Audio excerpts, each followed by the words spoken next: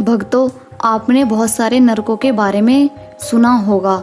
जब कहीं पर कथाएं होती हैं, श्रीमद् भागवत कथा के अंदर नरकों का वर्णन आता है, तो आज हम उन्हीं नरकों के बारे में डिटेल में अध्ययन करेंगे। तो जिस प्रकार हम कर्म करते हैं उसी प्रकार हमें अलग अलग नरकों में जाना पड़ता है। तो उन्हीं नरकों के बारे में हम पढ़ेंगे। आइए देखते हैं कि किस प्रकार के कर्म करने पर हमें कौन कौन से नरक भोगने पड़ते हैं। जो व्यक्ति दूसरों के धन, संतान अथवा स्त्रियों का हरण करता है, उसे अत्यंत भयानक यमदूत काल पास में बांधकर बलात्कार से तामिस्त्र नरक में गिरा देते हैं। उस अंधकार में नरक में उसे अन्न जल न देना, डंडे लगाना और भय दिखलाना आदि अनेक प्रकार के उपायों से पीड़ित किया जाता है। इससे अत्यंत दुखी होकर वह एकाएक मूर्छित हो जाता है। इसी प्रकार जो पुरुष किसी दूसरे को धोखा देकर उसकी स्त्री आदि को भोगता है, वह अंध तामिस नरक में पड़ता है। वहाँ की यातनाओं में पड़कर वह जड़ से कटे हुए वृक्ष के समान वेदना के मारे सारी सुध बुध खो बैठता है और उसे खुद भी नहीं कुछ भी सूझ पड़ता। इसी से इस नरक को अंध तामिस कहते हैं। फिर अब हम करेंगे दूसरे नरक का वर्णन। जो पुरुष इस लोक में यह शरीर ही मेरा है या यह शरीर ही मैं हूँ और ये स्त्री धन आदि मेरा है, ऐसी बुद्धि से दूसरे प्राणियों से द्रोह करके निरंतर अपने कुटुंब के ही पालन पोषण में लगा रहता है, वह अपना शरीर छोड़ने पर अपने पापों के कारण स्वयं ही गौरव नरक में गिरता है। इस लोक में उसने जिन जीवों को जिस प्रकार कष्ट पहुंचाया होता है, परलोक में यम यातना का समय आने पर वे जीव रुरु होकर उसे उसी प्रकार कष्ट पहुंचाते हैं। इसीलिए इस नरक का नाम रोवर है। रुरु सर्प से भी अधिक क्रूर स्वभाव वाले एक जीव का नाम है। ऐसे ही महागौरव नरक है। इसमें वह व्यक्ति जाता है जो और किसी की परवाह न करके केवल अपने ही शरीर का पालन पोषण करता है। वहाँ कच्चा मांस खाने वाले रुरु इसके मांस को इस लोक में अपना पेट पालने के लिए जीवित पशु या पक्षियों को रांधता है। उस हृदयहीन राक्षस से भी गए बीते पुरुष को यमदूत कुंभी पाक नरक में ले जाकर खौलते हुए तेल में रांधते हैं। जो मनुष्य इस लोक में माता पिता ब्राह्मण और वेद से विरोध करता है, उसे यमदूत कालसूत्र नरक में ले जाते हैं। इसका घेरा 10,000 योजन है और इसकी जो भूमि है वो है तांबे की बनी हुई।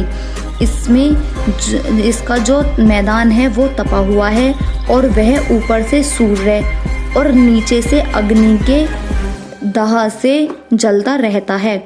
वहां पहुंचा हुआ पापी जीव भूख प्यास से व्याकुल हो जाता है और उसका शरीर बाहर भीतर से जलने लगता है। उसकी बेचैनी यहाँ तक बढ़ती है कि वह कभी बैठता है, कभी लौटता है, कभी छटपटाने लगता है, कभी खड़ा हो जाता है और कभी इधर उधर दौड़ने लगता है।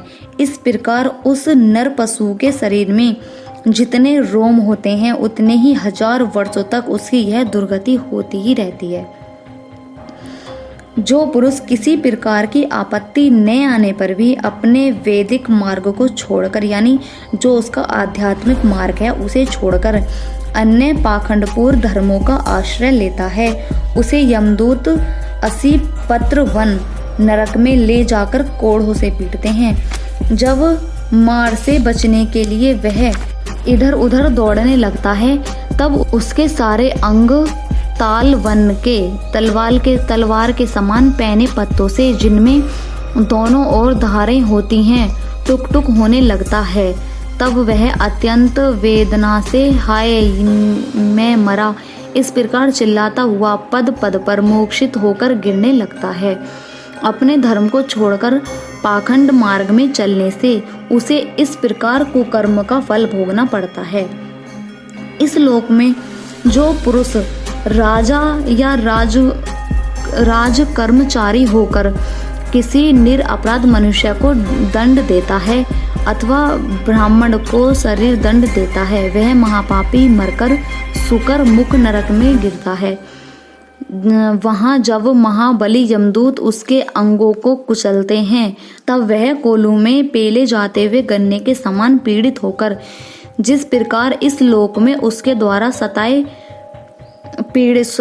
हुए निरपराध प्राणी रोते चिल्लाते हैं, उसी प्रकार कभी आतर्क स्वर से चिल्लाता और कभी मोक्षित हो जाता है।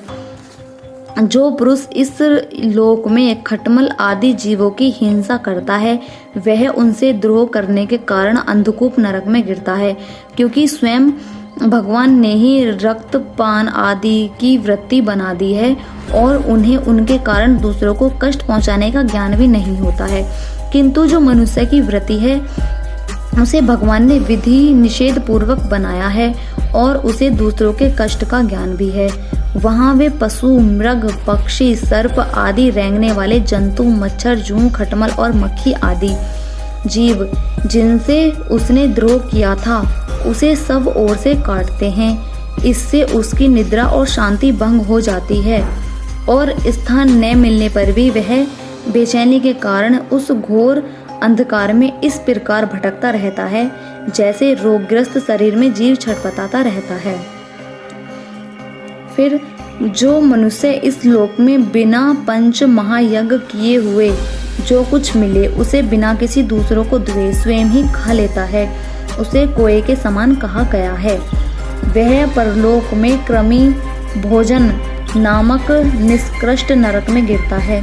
वहाँ 1,00,000 योजन लंबा चौड़ा एक कीड़ों का कुंड है, उसी में उसे भी कीड़ा बनकर रहना पड़ता है और जब तक अपने पापों का प्रायश्चित न करने वाले उस पापी के बिना दिए और बिना हवन किए खाने के दोष का अच्छी तरह से शोधन नहीं हो जाता, तब तक वह उसी में पड़ा पड़ा कष्ट भोगता रहता है। वहाँ कीड़े उसे नोचते हैं और वह कीड़ों को खाता है। राजन, इस लोक में जो व्यक्ति चोरी या बरजोरी से ब्राह्मणों के अथवा आपत्ति का समय न होने पर भी किसी दूसरे प्रस के सुवर्ण में और रत्न आदि का हरण करता है, उसे मरने पर यमदूत संदर्शन नामक नरक में ले जाकर तपाए हुए लोहे के गोलों से दागते हैं और संडासी से उसकी खाल नोचते हैं। इस लोक में यदि कोई पुरुष अगम्य स्त्री के साथ संभोग करता है अथवा कोई स्त्री अगम्य पुरुष से व्यभिचार करती है, तो यमदूत उसे तप्त सुरमी नामक नरक में ले जाकर कोड़ों से पीटते हैं तथा पुरुषों को तपाए हुए लोहे की स्त्री मूर्ति से और स्त्री को तपाई हुई पुरुष प्रतिमा से आलिंगन कराते हैं।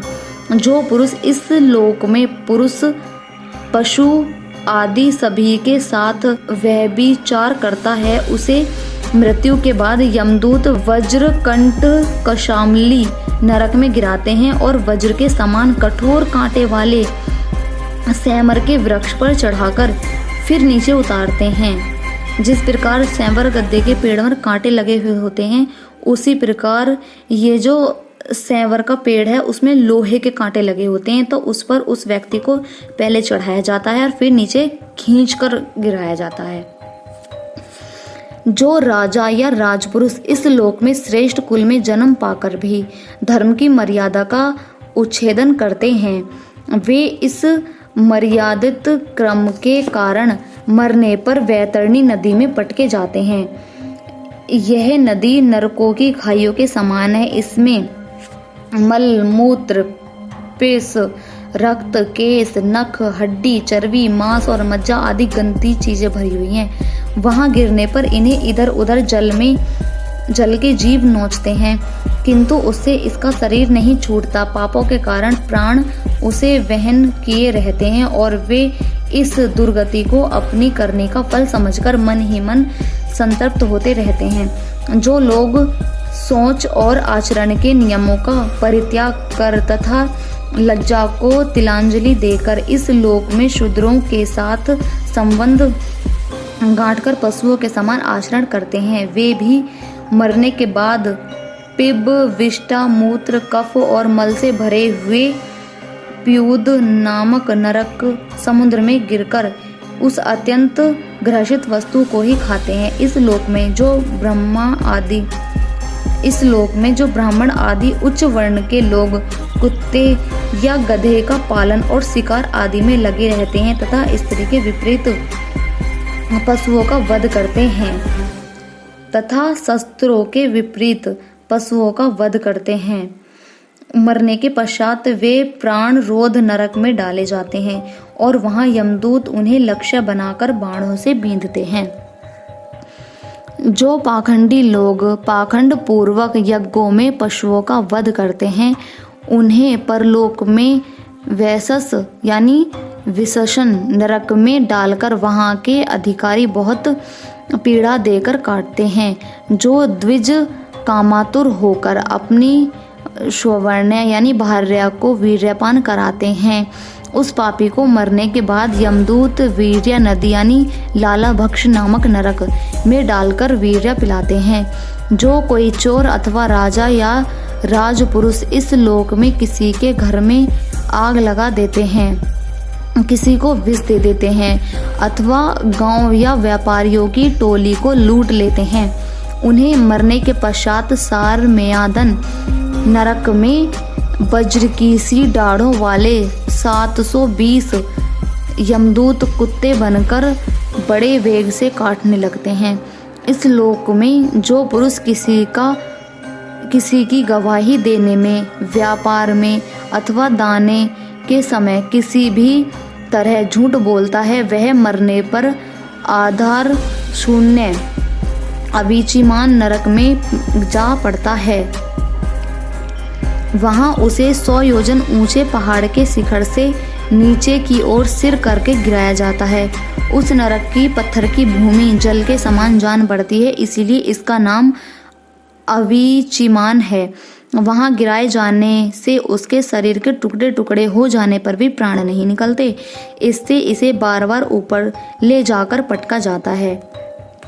जो ब्राह्मण या ब्रह्माणी अथवा व्रत में स्थित और कोई भी प्रमादवश मद्यपान करता है तथा जो क्षत्रिय या वैश्य सोपान करता है, क्षत्रिय एवं वैश्यों के लिए शास्त्रों में सोपान का निषेध है। तो जो क्षत्रिय या वैश्य सोपान करता है उसे यमदूत अन्यपान नरक नाम के नरक में ले हैं और उनकी छाती पर पैर रखकर उनके मुंह में आग से गलाए हुए लोहे डालते हैं। जो पुरुष इस लोक में निम्न श्रेणी का होकर भी अपने को बड़ा मानने के कारण जन्म, तप, विद्या, आचरण, वर्ण या आश्रम में आने से बड़ों का विशेष सत्कार नहीं करता, वह जीता हुआ भी मरने के समान ही है। उसे मरने पर शारक धर्म नाम के नरक में नीचे को सिर करके गिराया जाता है और वहां उसे अत्यंत पीड़ाएं भोगनी पड़ती हैं।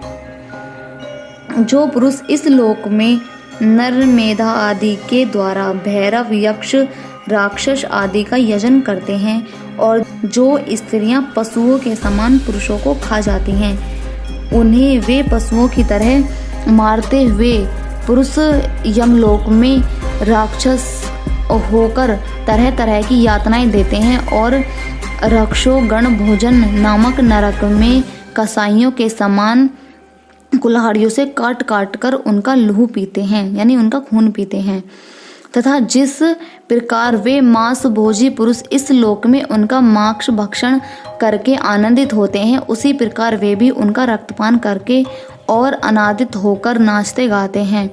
इस लोक में जो लोग वन या गांव के निरपराध जीवों को, जो सभी अपने प्राणों को रखना चाहते हैं, तरह तरह के उपायों से फुसलाकर अपने पास बुला लेते हैं और फिर उन्हें कांटों से बांधकर या रस्सियों से बांधकर खिलवाड़ करते हुए तरह तरह की पीड़ाएं देते हैं, उन्हें भी मरने के पश्चात यम यातनाओं के समय शूल प्रोत नामक नरक में शूलों से बेधा जाता है।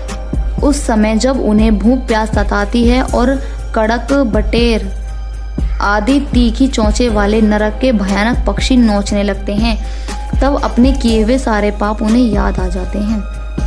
राजन, इस लोक में जो सर्पों के समान अग्र स्वभाव पुरुष दूसरे जीवों को पीड़ा पहुंचाते हैं, वे मरने पर दंत सूक नरक में गिरते हैं। वहाँ 5-5, 7-7 मुंह वाले सर्प उनके समीप आकर उन्हें चूहे की तरह निगल जाते हैं।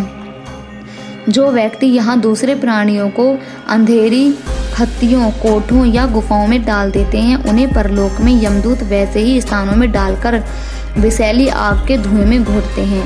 इसलिए इस नरक को अवट निरोधन कहते हैं। जो गृहस्थ अपने घर आए अतिथि को और अभ्यागतों की ओर बार बार क्रोध से भरकर ऐसी कटूल दृष्टि से देखते हैं मानो उन्हें भस्म कर देंगे, जब वह नरक में जाते हैं तब उस पाप दृष्टि के नेत्रों को गिद्ध, कड़क, काक और बटेर आदि व्रज की सी कठोर चोंच वाले पक्षी बलात्कार से निकाल लेते हैं।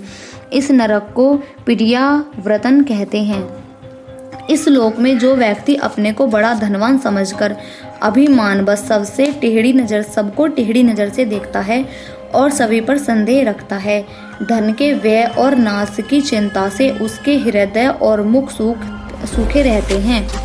अतः तनिक भी चैन न मानकर जो यक्ष के समान धन की रक्षा में लगा रहता है तथा पैसा पैदा करके बढ़ाने और बचाने में जो तरह तरह के पाप करता रहता है, वह नराधम मरने पर सूची मुख नरक में गिरता है। वहाँ उसे अर्थ पिशाच पाप आत्मा के सारे अंगों को यमराज के दूत दर्जियों के समान सुई धागे से सीते हैं। भक्तों, यमलोक में इसी प्रकार के सैकड़ों हजारों नरक हैं। उनमें जिनका यहाँ उल्लेख हुआ है और उनके विषय में जो कुछ कहा गया है, उन सभी में सब अधर्म परायण जीव अपने कर्मों के अनुसार बारी बारी से जाते हैं। इसी प्रकार धर्मात्मा पुरुष स्वर्ग आदि में जाते हैं। इस प्रकार नरक और स्वर्ग के भोग से जब इनके अधिकांश पाप और पुण्य क्षीण हो जाते हैं, तब बाकी बचे हुए पुण्य पाप रूप कर्मों को लेकर ये फिर इस लोक में जन्म लेने के लिए लौट आते हैं। इन धर्म और अधर्म दोनों के विलक्षण जो निवृत्ति मार्ग है, उसका तो दूसरे स्कंद में वर्णन हो चुका है। प्राणों में जिसका 14 भुवनों के रूप में वर्णन हुआ है, वह ब्रह्मांड कोश इतना ही है। यह साक्षात परम पुराण श्री नारायण का अपनी माया के गुणों से युक्त अत्यंत स्थूल स्वरूप है। इसका वर्णन मैंने तुम्हें सुना दिया है।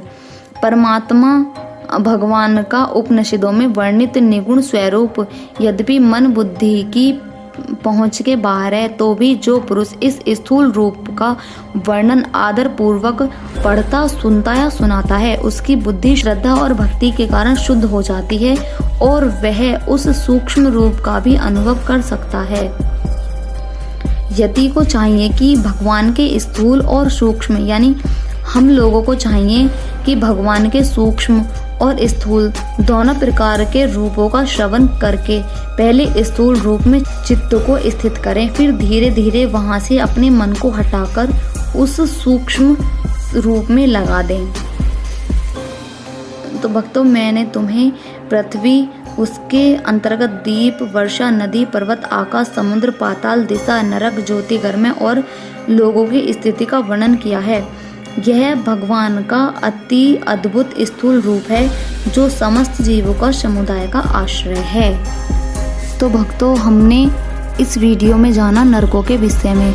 तो हम जिस प्रकार जो भी अच्छे कर्म करते हैं तो हमें स्वर्ग आदि की प्राप्ति होती है, और अगर हम इस प्रकार के कर्म करते हैं जिसका वर्णन अभी हमने किया है, तो हमें अलग अलग प्रकार के नरकों को भोगना ही पड़ता है। तो इसलिए ऐसे कर्म करिए जिससे हमें इन नरकों को ना भोगना पड़े और हम सीधे भगवान के परम धाम में जाएं। तो इसी प्रकार आप सत्कर्म करते रहिए और श्री राधे बोलते रहिए।